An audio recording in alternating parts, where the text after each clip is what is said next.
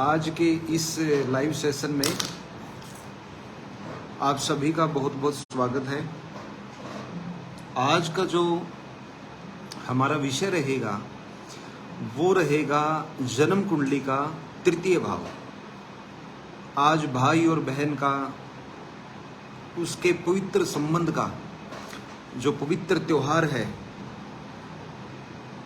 रक्षाबंधन का त्योहार, इसका जन्म कुंडली के तीसरे भाव से बहुत ही गहरा संबंध है और ये एक बहुत बड़ा रहस्य का भाव है, क्योंकि तीसरा भाव जीवन के अंदर आने वाले संघर्ष को और उस संघर्ष के बाद में जो सफलता की प्राप्ति होती है उन चीज़ों को दर्शाता है।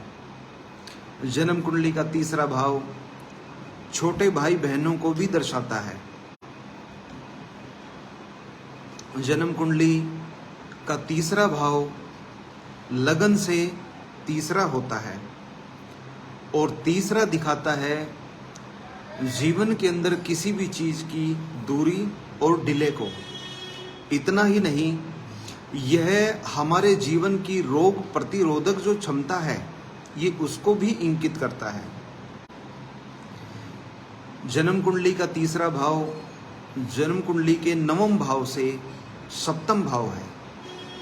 इस भाव में बैठा हुआ ग्रह जन्म कुंडली के नवम भाव, जिसको हम भाग्य का भाव भी कहते हैं, उसको देखता है और भाग्य स्थान में बैठा हुआ ग्रह तीसरे भाव को देख के जीवन में आने वाले संघर्ष और स्ट्रगल या जातक के जो निरंतर प्रयास होते हैं उनकी सफलता को सुनिश्चित करता है।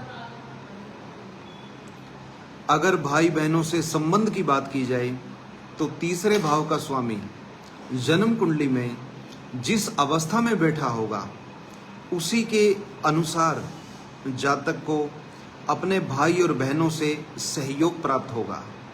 आज हम इस विषय पे चर्चा करेंगे और जन्म कुंडली का तीसरा भाव किस प्रकार जातक के जीवन में अपना प्रभाव दर्शाता है, वहाँ बैठा हुआ ग्रह कैसे हमारे जीवन की तरक्की में सहायक सिद्ध होता है, इस विषय पर भी हम बात करेंगे। इसके साथ साथ मैं आपको बता दूं कि जो अपने इस लाइव सेशन से जुड़ गए हैं उनके जीवन में चल रही किसी भी एक समस्या का समाधान यहाँ पर निःशुल्क दिया जाएगा और इस सेशन का जो प्रयोजन है वो आपकी जीवन में चल रही समस्याओं का समाधान करना और ज्योतिष का ये दुर्लभ ज्ञान, जिसको हम अकल्ट साइंस बोलते हैं, इसको जन जन तक फैलाना है।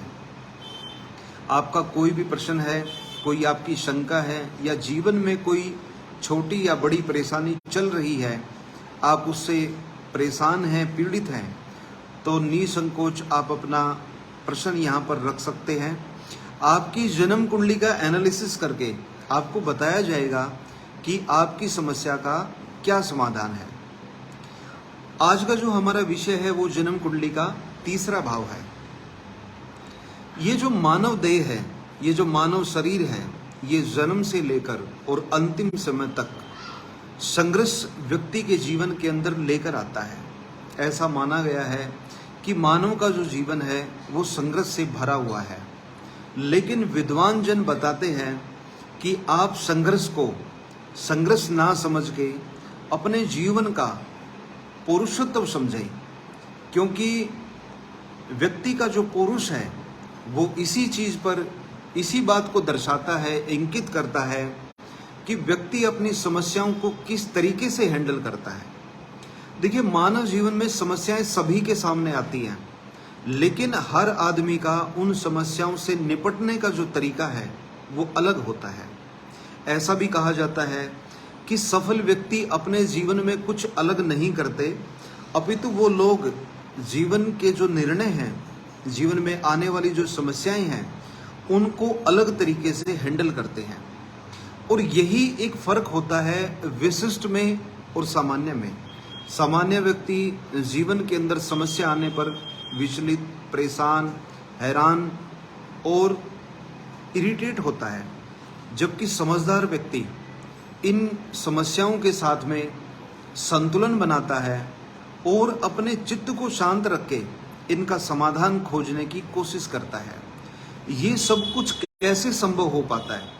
एक व्यक्ति समस्याओं से परेशान है तो दूसरा व्यक्ति उन समस्याओं के साथ एंजॉय भी करता है। जन्म कुंडली का जो तीसरा भाव है यही निर्धारित करता है कि व्यक्ति अपनी समस्याओं के साथ परेशान रहेगा या एंजॉय करेगा। अपने साथ MG माथुर जी जुड़ गए हैं, सकीब खान जी जुड़ गए हैं। आप अपनी डिटेल भेज दें और अपना प्रश्न भेज दें। आपसे एक रिक्वेस्ट है कि डेट ऑफ बर्थ को थोड़ा सा सिंपल और स्पेसिफाइड तरीके से भेजें। आपका नाम, डेट ऑफ बर्थ, टाइम के अंदर AM PM आप जरूर लिखें और बर्थ पैलेस।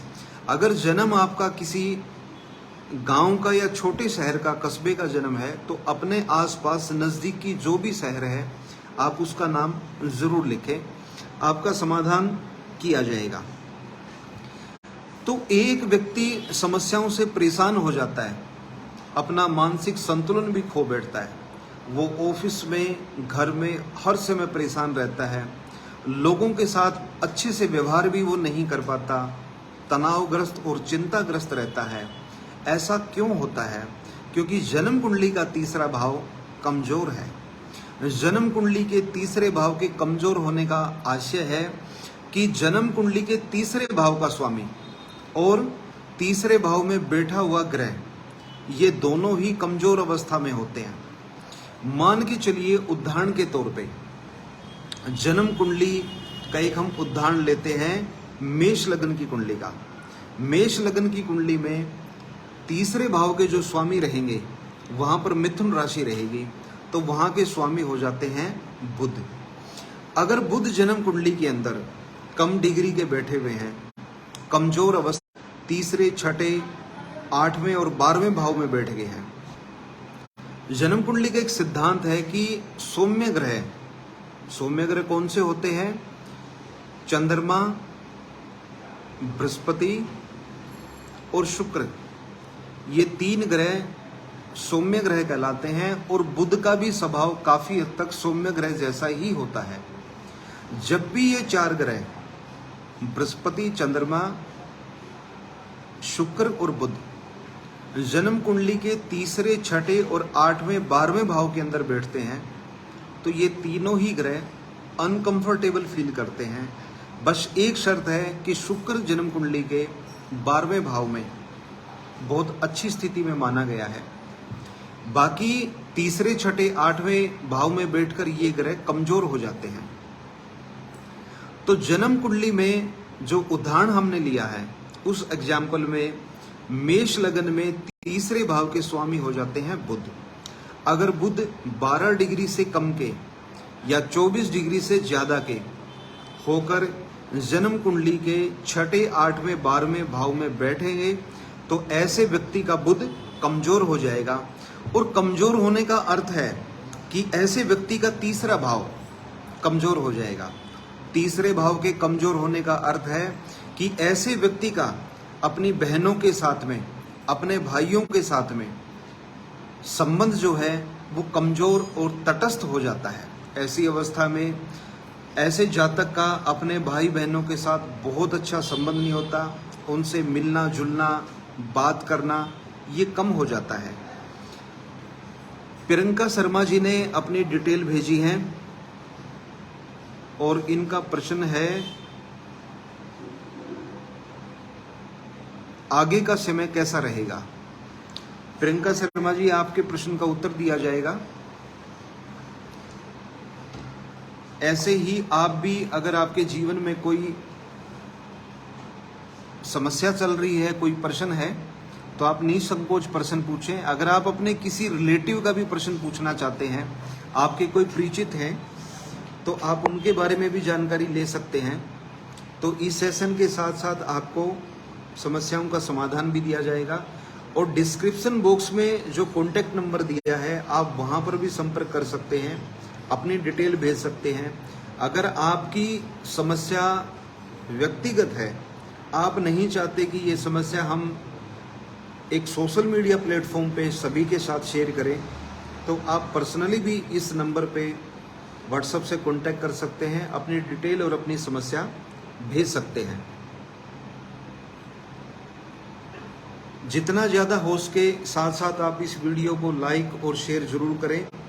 जो जितना ज़्यादा शेयर करेगा उनके प्रश्न को प्रायोरिटी दी जाएगी और अधिक से अधिक लोग इससे जुड़ें और इसका लाभ लें, ऐसा हम चाहते हैं। और सभी की समस्याओं का समाधान किया जाएगा। और ज्योतिष का ये जो सेशन हमने रखा है, ये दोनों ही प्रयोजन है कि आपकी समस्याओं का समाधान भी किया जाए और ज्योतिष का जो ज्ञान है ये जन जन तक फैले। जिस प्रकार आज हमने विषय लिया है जन्म कुंडली का तीसरा भाव, इसी प्रकार एक एक करके हम सभी 12 भावों का सूक्ष्म विश्लेषण करेंगे और आने वाले समय में किसी एक व्यक्ति की कुंडली का एग्जाम्पल लेकर हम उनका डीप एनालिसिस भी करेंगे। तो इस पेज से आप निरंतर बने रहिए और जितना ज़्यादा हो सके आप इसको लाइक और शेयर करते रहिए। प्रियंका जी का क्वेश्चन हम लेते हैं। इसमें इनकी मेष राशि है और मीन लगन है और प्रश्न इनका है कि आने वाला जीवन, आने वाला समय कैसा रहेगा। प्रियंका जी, आपकी जन्म कुंडली मीन लगन की जन्म कुंडली है और आपकी जन्म कुंडली के जो प्रमुख ग्रह हैं वो आपके हैं बृहस्पति। देखिए, जब भी कोई ग्रह, खासकर वो ग्रह जो आपकी जन्म कुंडली में शुभ हो जाता है, जब वो तीसरे, छठे, 8वें और भाव में बैठ जाता है तो वो कमजोर हो जाता है। कमजोर होने का अर्थ है कि वो कभी भी आपको अपना पूरा फल नहीं दे पाएगा। आपकी जन्म कुंडली में जो शुभ ग्रह हैं वो बुध, शुक्र, अशुभ ग्रह जो है वो बुध, शुक्र, शनि, राहु और केतु है। जबकि शुभ ग्रह वह हैं बृहस्पति, सूर्य, चंद्रमा और मंगल। आपकी जन्म कुंडली के अंदर बृहस्पति जो है वो प्राइमरी प्लेनेट है। ये आपके पूरे जीवन को दिशा और दशा देने वाले ग्रह हैं और ये आपके जन्म के समय पे बैठ गए हैं जन्म कुंडली के 8वें भाव में। जन्म कुंडली का जो 8वां भाव होता है, जब भी लगन का स्वामी वहाँ बैठ जाता है तो ऐसे व्यक्ति को अपने जीवन के अंदर दिशा निर्देश हमेशा ही कमजोर मिलता है, स्वास्थ्य भी कमजोर रहता है और बहुत बार ऐसा देखने को मिलता है कि ऐसा व्यक्ति अक्सर मानसिक परेशानियों से घिरा रहता है। जीवन के अंदर कोई ना कोई मानसिक परेशानी, समस्या, अवसाद, बहुत ज़्यादा किसी विषय पे सोचना, बहुत ज़्यादा चिंतन करना, इमोशनल हो जाना, किसी की कही बातों को दिल पे ले लेना, बार बार उनको विचार करते रहना, तो ये आदमी को मानसिक रूप से बड़ा परेशान करता है। और जन्म कुंडली का जो मेन ग्रह है बृहस्पति, वो 8वें भाव में बैठने से खुद कमजोर हो जाता है। और बृहस्पति जो है वो जीवन का ज्ञान है। और ज्ञान क्या है? इस मानव जीवन का मर्म समझ लेना ही असल में ज्ञान है। आज का जो हमारा विषय है, उस विषय में हमने यही आपके साथ डिस्कस किया है कि मानव जीवन का जो सार है वो यही है कि दुख तो जीवन के अंदर आएंगे ही आएंगे और ज्ञान क्या है? उन चीज़ों को समझ लेना ही ज्ञान है। आपकी जन्म कुंडली में जो बृहस्पति कमजोर है, ये अक्सर आपको चिंताग्रस्त, तनावग्रस्त या कमजोर स्वास्थ्य का शिकार बना देंगे। तो ऐसी अवस्था में आपने गुरुओं से, साधु संत, विद्वान या जिन लोगों ने अध्यात्म के अंदर बहुत अच्छा ज्ञान प्राप्त किया है, उन लोगों की संगत में जब भी आपको मौका मिलता है आध्यात्मिक ज्ञान अवश्य ग्रहण करना चाहिए। ऐसा करने से आपके बृहस्पति प्राकृतिक रूप से मजबूत होंगे। इसके अलावा अगर आप बृहस्पति ग्रह के व्रत करते हैं तो भी आपको बहुत लाभ मिलेगा। आपकी जन्म कुंडली अच्छी है, लेकिन 2-3 ग्रहों ने आपको थोड़ा डिस्टर्ब किया हुआ है। पहला, जन्म कुंडली के 5वें भाव में राहु का आना, यह आपकी कंसंट्रेशन, एकाग्रता और मानसिक शांति को भंग करने वाला है। बृहस्पति का 8वें घर में नीच के सूर्य के साथ बैठ जाना, ये भी एक बहुत अच्छी अवस्था नहीं है। यह आपके आत्मविश्वास में कमी लेकर आता है और आपकी जन्म कुंडली में पूर्ण कालसर्प दोष भी बन गया है। तो ऐसी अवस्था में मन और चित्त अक्सर शांत नहीं रह पाता है, क्योंकि हम लोगों का भला करते हैं और हमें बदले में क्रेडिट नहीं मिलता। ये इंसानी स्वभाव है। कि हमें बदले में क्रेडिट चाहिए, वो न मिलने की वजह से अक्सर हम लोगों से, समाज से शिकायत हमारी दर्ज करते रहते हैं और अक्सर हमें ऐसे अनुभव मिलते हैं कि अच्छे लोग हमारे जीवन में नहीं आ पाते हैं। आगे का जीवन आपका अच्छा रहेगा। स्वास्थ्य को लेके जो ग्रह स्थिति है वो बहुत अच्छी नहीं है।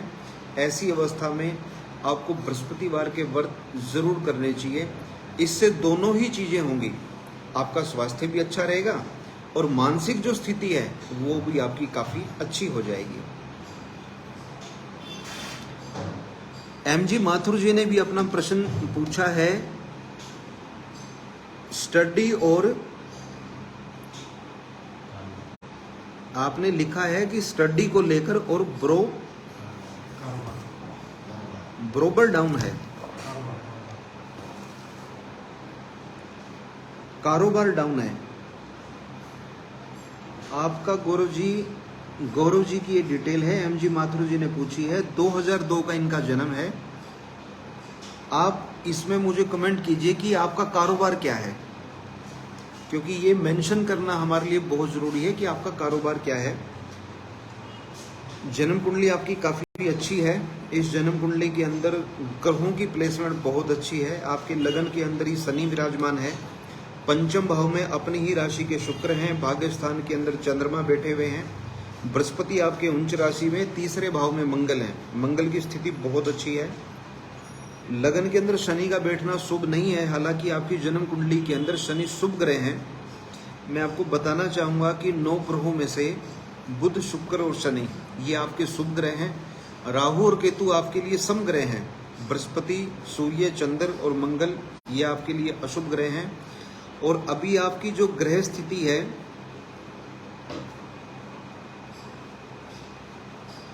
इस समय आपके ऊपर गुरु ग्रह की महादशा है, जो कि अप्रैल 2012 में शुरू हुई थी 16 साल के लिए। ये 2028 तक आपके लिए रहने वाली है। बृहस्पति वैसे तो आपकी जन्म कुंडली में शुभ नहीं है, लेकिन बृहस्पति का नेचुरल स्वभाव कुछ ऐसा है कि ये कभी भी व्यक्ति को परेशान नहीं करते, अशुभ प्रभाव नहीं देते। तो ऐसी अवस्था में बृहस्पति को लेकर आपको कोई बहुत ज़्यादा चिंता करने की बात नहीं है। चिंता करने की बात यह है कि जन्म कुंडली के अंदर लगन के अंदर बैठा हुआ शनि ये भी आपकी कुंडली के अंदर बहुत अच्छा प्रभाव नहीं दे पा रहा है। और शनि की जो डिग्री है सिर्फ 4 डिग्री का शनि है, तो शनि का कमज़ोर होना भी आपके लिए ठीक नहीं है। अगर आप कंप्यूटर, आईटी और टेक्नोलॉजी में, बैंकिंग सेक्टर में, फाइनेंस के सेक्टर में, marketing, public relationship, designing, decoration, interior, architecture, CA, वकील, अगर आप इन क्षेत्रों से जुड़ा हुआ कारोबार या बिजनेस करते हैं, सेल्फ एम्प्लॉयड आप होते हैं, तो आपके लिए बहुत अच्छा रहेगा। इनके अलावा अगर आप किसी दूसरे कार्य में जाएंगे तो आपके जीवन के अंदर संघर्ष बाकायदा बना रहेगा। इस समय आपको बृहस्पतिवार के दान जरूर करने चाहिए, क्योंकि आप बृहस्पति की महादशा में चल रहे हैं और आपके जीवन में सबसे ज़्यादा जो प्रभाव है वो बृहस्पति का ही देखने को मिल रहा है। तो बृहस्पति आपकी जन्म कुंडली में अशुभ भी हैं और उच्च राशि में भी बैठे हुए हैं। और बृहस्पति का प्रभाव प्राकृतिक रूप से अशुभ नहीं है। इस वजह से आप हर बृहस्पतिवार के दिन पीले रंग की वस्तुएं, जैसे कि पीले फल हैं केले, या पीली मिठाई, पीले फूल, पीले केले आप गाय को खिलाएं, पीली मिठाई का प्रसाद आप बच्चों में, लोगों में बांट दें। और मंदिर में जाके पीले फूल अगर आप भगवान विष्णु जी को अर्पित करते हैं तो बृहस्पति आपके पक्ष में आएगा। लेकिन इस शनि के लिए भी आपको कुछ करने की ज़रूरत है। हर शनिवार को शनि मंदिर में जाके अगर आप शनि की आराधना करते हैं, शनि चालीसा का पाठ करते हैं, सरसों का तेल चढ़ाते हैं और पीपल के पेड़ के नीचे सरसों के तेल का आप दिया जलाते हैं, तो आपके लिए बहुत अच्छा रहेगा। जन्म कुंडली में 2-3 ग्रह आपके बहुत अच्छे बैठे हुए हैं, तो जीवन के अंदर अच्छे तरीके से आपको सफलता ज़रूर मिलेगी। रक्षाबंधन के इस पावन पर्व पर आज हमने जन्म कुंडली के तीसरे भाव का जो विषय लिया है, ये हमारे जीवन को बहुत प्रभावित करने वाला है, क्योंकि छोटी बहन और भाई, उनसे मिलने वाला सहयोग, उनसे मिलने वाला प्रेम और लगाव, ये जन्म कुंडली के तीसरे भाव से ही देखा जाएगा। और अगर बड़े भाई बहनों की बात करते हैं तो उसके लिए जो सिद्धांत है वो जन्म कुंडली का 11वां भाव है। क्योंकि आज हमारा जिक्र तीसरे भाव का है, तो तीसरा भाव भाई बहनों के साथ तो कनेक्ट है ही है, उसके साथ साथ ये जीवन में किए जाने वाले प्रयास या हमारे जो एफर्ट्स हैं ये उनको भी दर्शाता है। जन्म कुंडली का अगर तीसरा भाव बहुत अच्छा है तो ऐसे जातक का अपने भाई बहनों के साथ संबंध बहुत अच्छा होता है, भाई बहनों से पूरा सहयोग आपको प्राप्त होगा।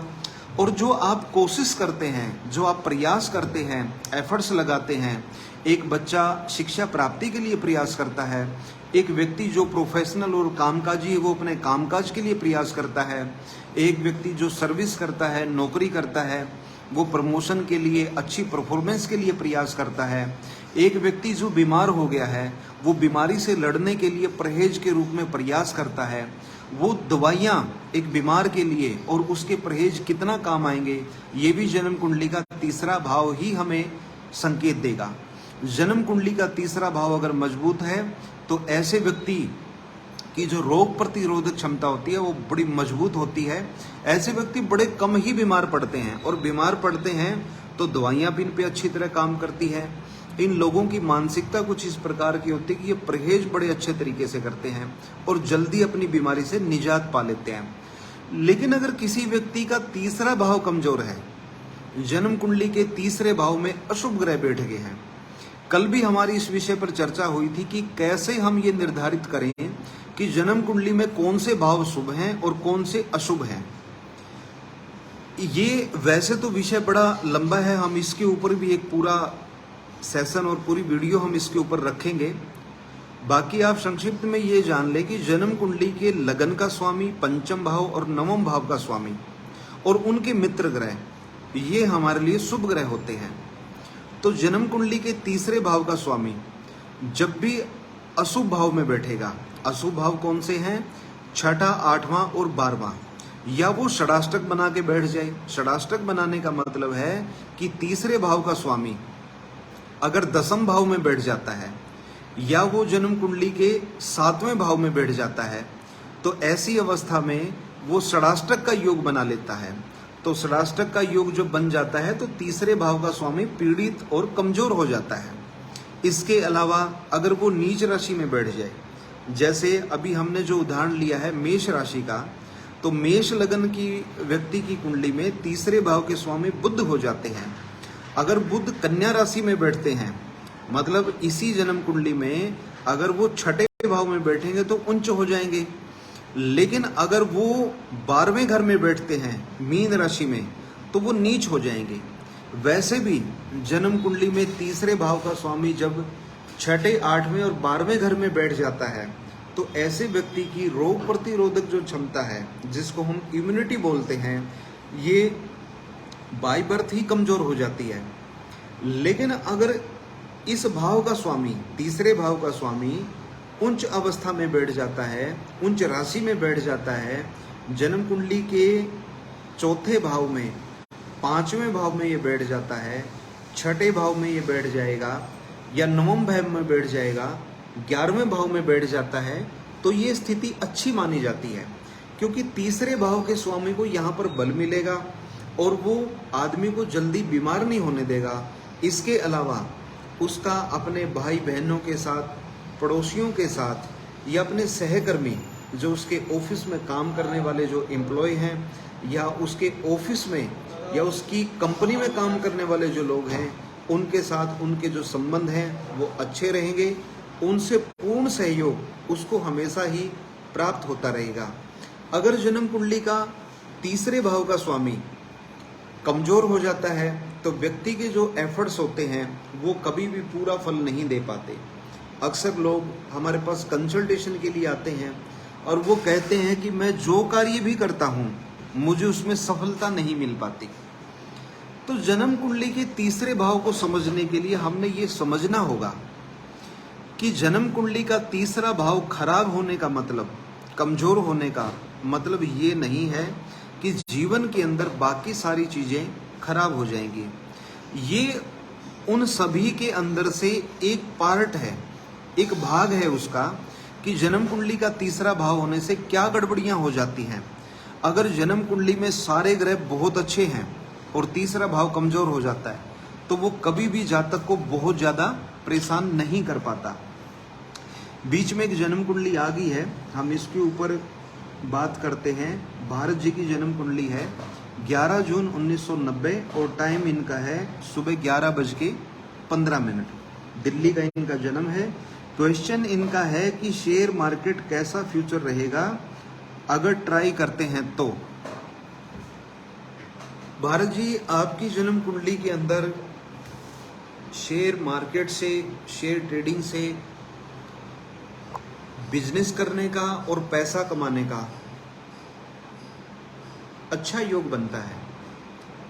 वैसे तो वैदिक ज्योतिष में जो ग्रह शेयर मार्केट में, शेयर ट्रेडिंग के अंदर बहुत अच्छा लाभ देते हैं या व्यक्ति शेयर मार्केट से अच्छा पैसा कमाता है, उसके लिए बुध, बृहस्पति, चंद्रमा और राहु, इन 4 ग्रहों का जातक की फेवर में होना बहुत जरूरी है। आपका जो लगन है वो सिंह लगन है।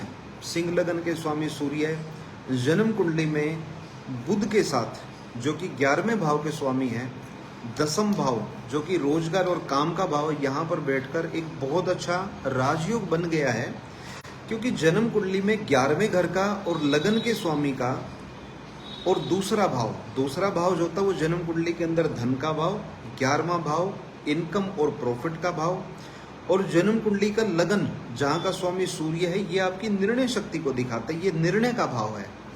तो 3 भाव के स्वामी सूर्य और बुध आदित्य योग का निर्माण करके जन्म कुंडली के 10वें भाव में बैठ गए हैं।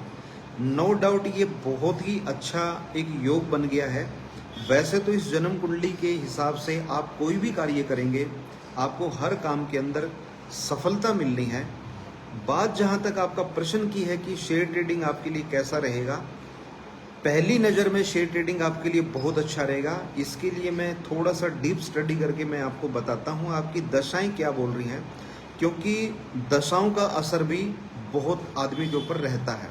अभी 18 साल के लिए फरवरी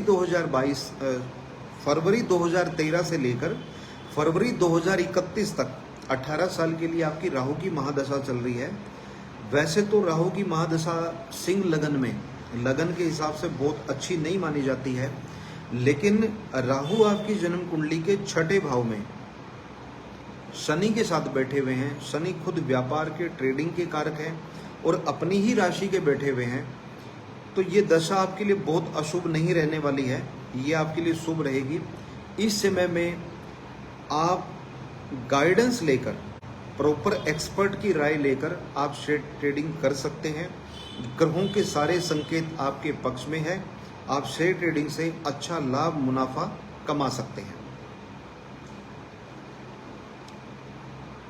आज का जो हमारा विषय है वो जन्म कुंडली का तीसरा भाव है, और इस तीसरे भाव को हमने आज इसलिए चुना है क्योंकि रक्षाबंधन का जो पर्व है, ये बहन के द्वारा भाई को राखी बांधकर उनकी मदद और सहायता करने का, उनसे सहयोग प्राप्त करने का, रक्षा प्राप्त करने का पर्व है, जो कि भारतीय परंपरा में हजारों वर्षों से देवी देवताओं और राजे महाराजाओं के समय से ये परंपरा चली आ रही है।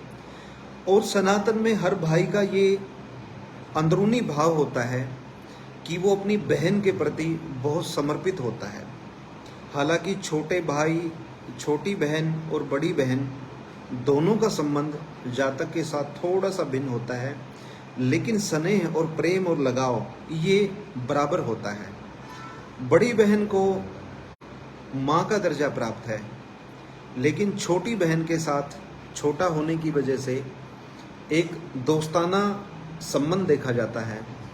और आज का जो ये रक्षाबंधन का पर्व है, इसमें बहन अपने भाई को राखी बांधती है और भाई मानसिक रूप से या मौखिक रूप से बहन की रक्षा का प्रण लेता है, और बहन अपने भाई को बड़े स्नेहपूर्वक ये आशीर्वाद देती है दुआ और ब्लेसिंग देती है कि मेरा भाई जीवन के अंदर हमेशा ही सफलता प्राप्त करे, तरक्की प्राप्त करे, वो हमेशा ही संपन्न और प्रसन्न रहे और उसके अपने बहनों के साथ संबंध हमेशा ही प्रेम पूर्वक बने रहें। लेकिन जब ज्योतिष के दृष्टिकोण से हम देखते हैं तो ये भाव डायरेक्टली तीसरे जन्म कुंडली के तीसरे भाव से जुड़ा हुआ है। और ये बड़ी अच्छी बात है कि इस पर्व पे हम भाई बहन के इस पवित्र रिश्ते की तो बात कर ही रहे हैं। इसके अलावा जो व्यक्ति जीवन के अंदर प्रयास करता है, कोशिश करता है, एफर्ट्स लगाता है या जीवन में संघर्ष करता है, उसमें अगर उसको सफलता मिलती है तो उस सफलता का जो स्वाद है वो कई गुना ज़्यादा बढ़ जाता है। ये अक्सर हमने कहते हुए सुना होगा और जीवन में महसूस भी किया होगा कि कोई चीज़ जब सरलता से और सहजता से प्राप्त हो जाती है तो उसका जो मूल्य है, उसकी जो कीमत है वो उतनी नहीं होती जितनी देरी से मिलने वाली वस्तु की होती है। किसी व्यक्ति को जब एक ही प्रयास में सफलता मिल जाती है तो सफलता का स्वाद अलग होता है, जबकि कोई चीज़ जब बड़ी मुश्किल से प्रयासों के बाद या संघर्ष के बाद मिलती है तो उसका जो आनंद होता है वो कई गुना ज़्यादा बढ़ जाता है। तो ऐसे ही आनंद को दर्शाता है जन्म कुंडली का तीसरा भाव। तीसरे भाव का एक संबंध बहनों के साथ साथ हमारे पुरुषार्थ, हमारी मेहनत, प्रयास, एफर्ट्स के साथ तो है ही, ये रोगों से लड़ने वाली ताकत को भी दिखाता है। इस डिस्कशन के साथ साथ मैं आपको एक बात बताऊंगा तीसरे भाव से जो देखी जाती है कि जन्म कुंडली के तीसरे भाव से कैसे व्यक्ति की जो रोगों से लड़ने की ताकत है वो बढ़ती, उसकी साइकोलॉजी क्या है, ये भी तीसरे भाव से ही हम समझेंगे। एक प्रश्न आया है हर्ष जी का, ये प्रश्न हम लेते हैं। 31 दिसंबर 1993 का आपका जन्म है, 10:22 सुबह और दिल्ली का आपका जन्म है। आपका प्रश्न है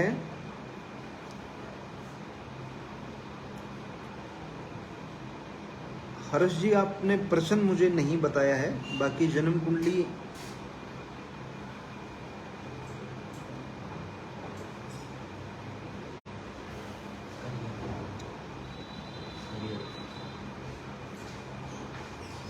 कैरियर से संबंधित है प्रश्न आपका, ठीक है। आपका कुंभ लगन है और लगन के स्वामी आपके हैं शनि।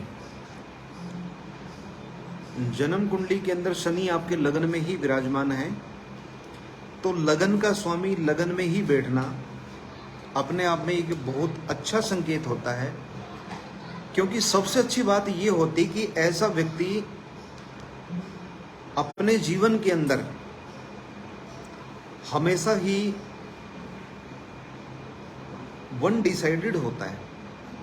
बहुत सारे लोगों को हम देखते हैं जो मति भ्रम का शिकार मिलते हैं, लेकिन जब लगन का स्वामी लगन में ही बैठा होता है तो ऐसा व्यक्ति सेल्फ मोटिवेट होता है।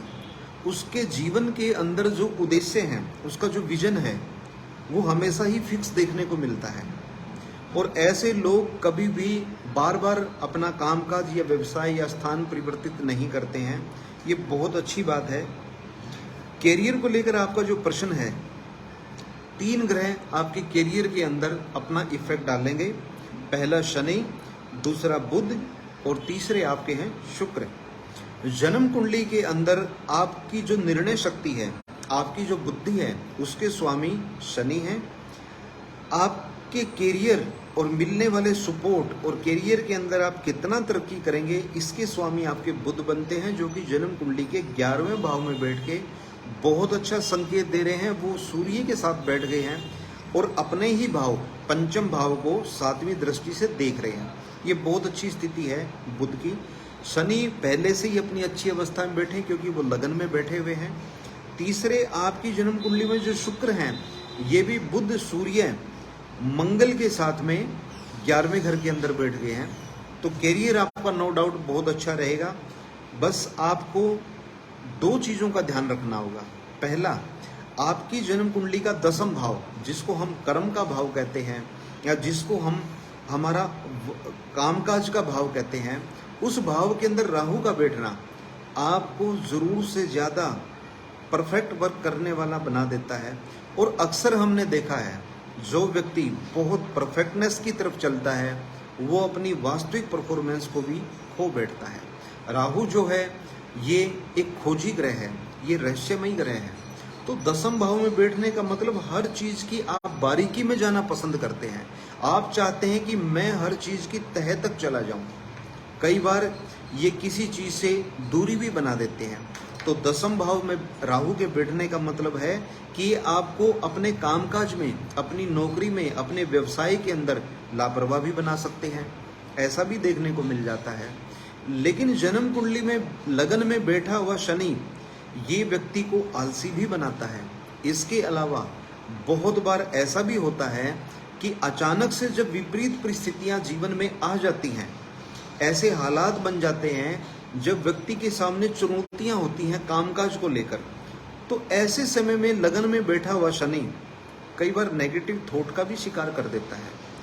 अगर कैरियर की पूरी कैलकुलेशन में देखता हूँ, अगर आप बिजनेस में हैं, आपका अपना काम है, आप कोई बिजनेस करते हैं और ऐसा बिजनेस जो आपका कंप्यूटर और आईटी से जुड़ा हुआ बिजनेस है, या आप जॉब भी करते हैं तो इसी फील्ड में आप जॉब करते हैं, जो कानून, वकालत, सीए, आर्किटेक्चर, मार्केटिंग का काम, एनालिसिस करने का काम, सर्वे करने का काम, टेक्सटाइल, डिजाइनिंग, डेकोरेशन और इंटीरियर का काम, या वो काम जो फाइनेंस और बैंकिंग सेक्टर से जुड़ा हुआ है, कंप्यूटर, आईटी, सॉफ्टवेयर और हार्डवेयर से जुड़ा हुआ है, तो करियर नो डाउट बहुत अच्छा रहेगा।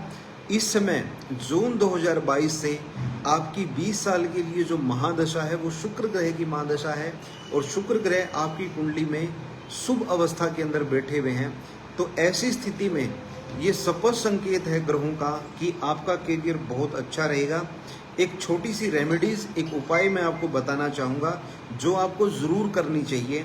पहला, अच्छी क्वालिटी का फिरोजा रत्न पहनिए।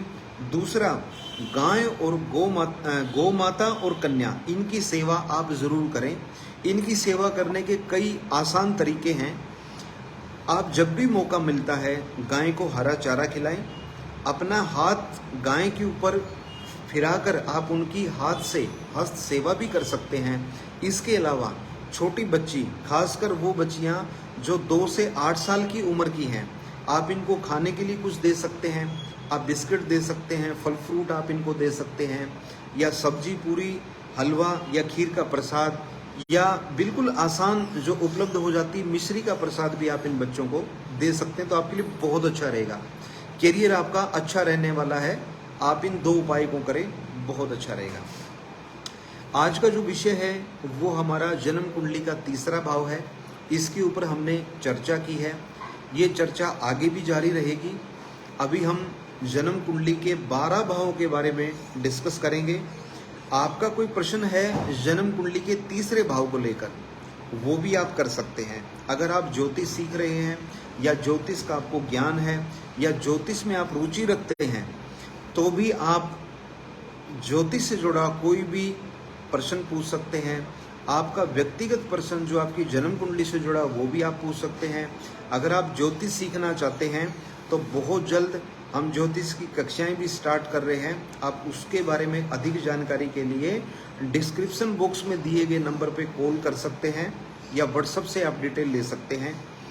आपकी या आपके किसी परिचित की कोई भी समस्या है, किसी भी एक प्रश्न का जवाब इस सेशन में आपको दिया जाएगा। अगर आपका कोई पर्सनल प्रश्न है, कोई व्यक्तिगत प्रश्न है, तो आप व्हाट्सएप करके भी हमसे कांटेक्ट कर सकते हैं। डिस्क्रिप्शन बॉक्स में हमारा व्हाट्सएप नंबर दिया गया है। इसी के साथ एक प्रश्न दिया है सीमा कुमारी ने। इन्होंने अपनी बर्थ डिटेल भेजी है और इनका प्रश्न है, हस्बैंड ने डाइवोर्स केस किया हुआ है, मैं नहीं चाहती क्या मेरा डाइवोर्स होगा? किसी ने कहा है कुंडली में विधवा होने के योग हैं, क्या ये सही है? सीमा जी, आपकी जन्म कुंडली को देखकर मैं आपके सभी प्रश्नों का उत्तर दूंगा। सबसे बड़ी बात यह है कि जन्म कुंडली का जो वैवाहिक पक्ष होता है ये कभी भी एक जन्म कुंडली से पूर्ण नहीं देखा जा सकता।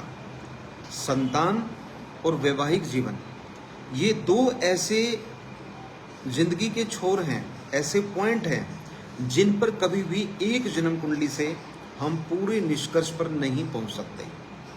संतान की उत्पत्ति मां ने करनी है, लेकिन पति और पत्नी के दोनों के योग से ही संतान की उत्पत्ति होती है। ठीक उसी प्रकार जो वैवाहिक जीवन है वो व्यक्ति का, जातक का कभी भी अकेले का नहीं होता, वो हस्बैंड और वाइफ दोनों का होता है।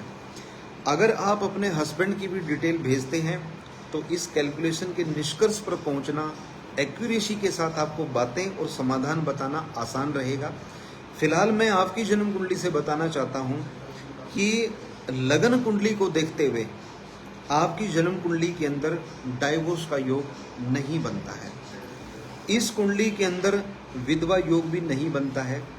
मैं नहीं जानता कि किस सज्जन ने, किस विद्वान ने, किस कैलकुलेशन के साथ, किस ग्रह स्थिति को देखते हुए आपको ये बातें बताई हैं। मैं अपने वर्षों के अनुभव से आपको कह सकता हूँ कि आपकी जन्म कुंडली में डाइवोर्स का भी योग नहीं है और विधवा का भी योग नहीं है। बहुत सारी चीज़ें हैं जिसका हम दावा नहीं कर सकते, क्योंकि मानव जीवन के अंदर घटित होने वाली ऐसी घटनाएं जो जन्म और मृत्यु से जुड़ी हुई हैं, ये ईश्वर के हाथ में है, ये इंसान के हाथ में नहीं है। एक ज्योतिषी, चाहे वो कितना ही अनुभवी और ज्ञानी क्यों ना हो, वो अपनी कैलकुलेशन से ग्रहों के संकेत को समझ के आपको संकेत दे सकता है, आपको बता सकता है, समाधान दे सकता है, लेकिन दावा कभी नहीं कर सकता। लेकिन मैं ये पूरे विश्वास से कह सकता हूँ कि ना तो आपकी जन्म कुंडली के अंदर डाइवोर्स का स्पष्ट योग है, ना आपकी जन्म कुंडली के अंदर विधवा का योग है। अब मैं थोड़ा सा डिटेल में आपको बताना चाहूँगा कि किस वजह से आपके जीवन के अंदर ये परिस्थितियाँ पैदा हुई हैं, या किस घटना की वजह से ये सब कुछ हुआ है कि आपके मन में ये प्रश्न आए हैं। और निश्चित रूप से आप कहीं ना कहीं मानसिक रूप से भी इन बातों को लेकर पीड़ित होंगे। आपका जो है वृश्चिक लगन है। वृश्चिक लगन के अंदर कुछ खास बात होती है तो कुछ अवगुण भी होते हैं। बहुत सारी कुंडलियों का विश्लेषण करने से प्राप्त जो अनुभव है, मैं उसके आधार पे कह सकता हूँ कि अगर आपके पति ने डाइवोर्स के लिए एप्लीकेशन दी है तो उसके लिए वो अकेले जिम्मेदार नहीं है, आपकी जन्म कुंडली भी जिम्मेदार है। अगर आप अपने अंदर कुछ बदलाव करते हैं तो अभी भी इस डिसीजन को, इस अवस्था को काफ़ी हद तक कंट्रोल किया जा सकता और रोका जा सकता है। वास्तव में क्या होता है कि वृश्चिक लगन के जो स्वामी होते हैं वो मंगल होते हैं, और वृश्चिक जो लगन है वो खुद एक मेल लगन है। मेल लगन का मतलब है कि प्रकृति के अंदर जीव को दो भागों में विभाजित किया गया है, चाहे वो इंसान है या जीव जंतु है, मेल और फीमेल, मतलब पुरुष और स्त्री। तो पुरुष जो ग्रह होते हैं वो व्यक्ति को पुरुषों जैसा स्वभाव देते हैं, और जो स्त्री ग्रह होते हैं वो स्त्रियों जैसा स्वभाव देखते हैं। बहुत बार ऐसा देखने को मिलता है कि एक आदमी होकर या कोई लड़का होकर लड़कियों की तरह हर छोटी छोटी बात पे रोना शुरू कर देता है, इमोशनल हो जाता है। ऐसा कुछ नहीं है कि ये प्राकृतिक रोना लड़कियों का ही गुण है, ऐसा नहीं है। जो इमोशनल है वो जल्दी रो देता है, और जो इमोशनल नहीं है वो जल्दी वो भाव प्रकट नहीं करता कि रोने वाले। तो अगर प्राकृतिक रूप से हम वैदिक ज्योतिष के सिद्धांत को समझते हैं तो स्त्री जो होती है वो चंद्र प्रधान होती है, और पुरुष जो होते हैं वो सूर्य प्रधान होते हैं। सूर्य एक मेल ग्रह है, जबकि चंद्रमा जो है वो फीमेल ग्रह है। इसी वजह से चंद्रमा को माँ का दर्जा प्राप्त है और सूर्य को पिता का दर्जा प्राप्त है। तो आपकी जो लगन कुंडली है, लगन जो आपके हैं वो मंगल हैं जो कि एक मेल ग्रह हैं, और आपकी जो राशि है वो कन्या राशि है जो कि एक फीमेल राशि है। तो ऐसी अवस्था में लगन का और राशि का जो संतुलन है वो अच्छे तरीके से आपकी जन्म कुंडली में नहीं बन पा रहा है, क्योंकि लगन जिसको हम व्यक्तित्व कहते हैं वहाँ से आप पुरुष हो, मतलब आपका स्वभाव जो है वो पुरुषों वाला है, लेकिन आपका जो व्यवहार है वो स्त्रियों वाला है।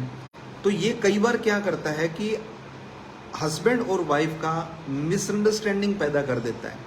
आपका जो बात करने का तरीका है ये निश्चित तौर पर आपके जीवन साथी को पसंद नहीं होगा।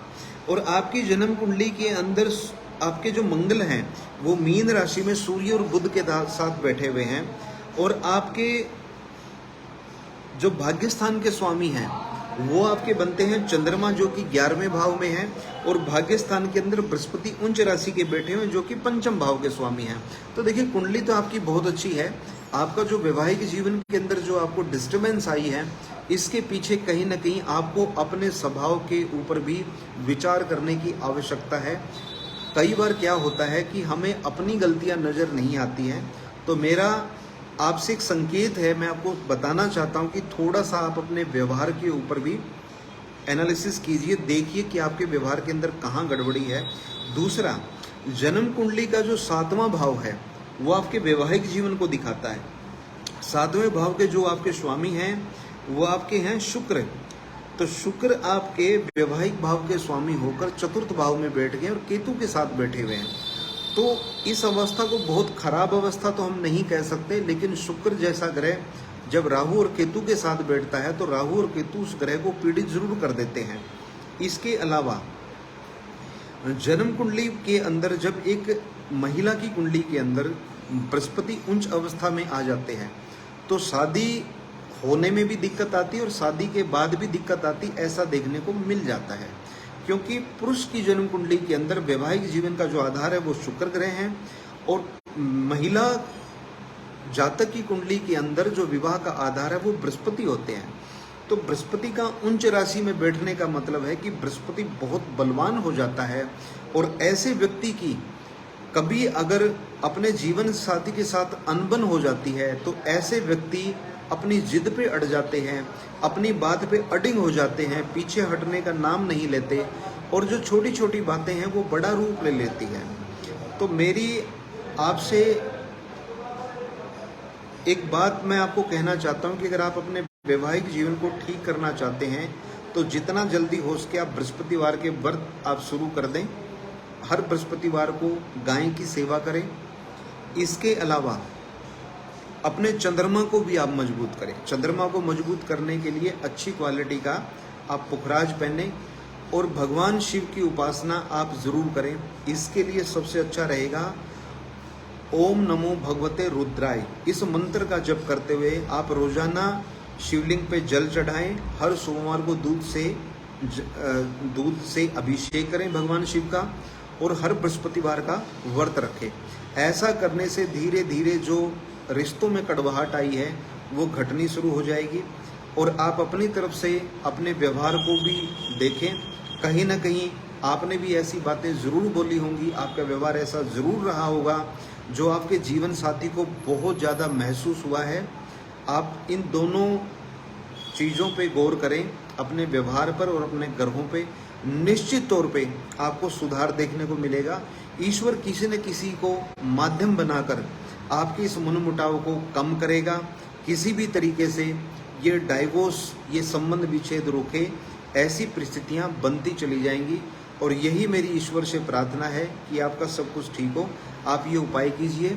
आज के इस सेशन को हम यहीं पे विराम देते हैं, और कल भी मैंने आपसे कहा था कि आप जिस विषय पे चाहते हैं हम ये सेशन रखें, आप कमेंट में वो भी विषय डालें, हम उसको भी अपने डिस्कशन में रखेंगे। और हमेशा की तरह इस वीडियो को शेयर और लाइक करें ताकि ये अधिक से अधिक लोगों तक पहुँचे, ज़्यादा से ज़्यादा लोगों का भला हो। और जो लोग बहुत बड़ी ज्योतिषी की फीस देकर या बहुत खर्चे देकर जो अपने समाधान करने में असमर्थ हैं वो इस सेशन से जुड़कर लाभ ले सकते हैं। जो लोग ज्योतिष का ज्ञान लेना चाहते हैं या जिन्होंने कुछ ज्ञान प्राप्त किया हुआ है ज्योतिष का, वो भी इस सेशन से जुड़ के लाभ ले सकते हैं। जो चाहते हैं कि हमें ज्योतिष का कोर्स करना है, वो अधिक जानकारी के लिए क्या क्या हमारे कोर्सेज हैं, क्या क्या हमने सिलेबस रखा हुआ है, क्या उनकी ड्यूरेशन है, क्या फीस है, कब से हम क्लास शुरू कर रहे हैं, उसकी डिटेल के लिए आप डिस्क्रिप्शन बॉक्स में दिए गए नंबर पे संपर्क करें। आज के लिए आपका जुड़ने के लिए बहुत बहुत धन्यवाद।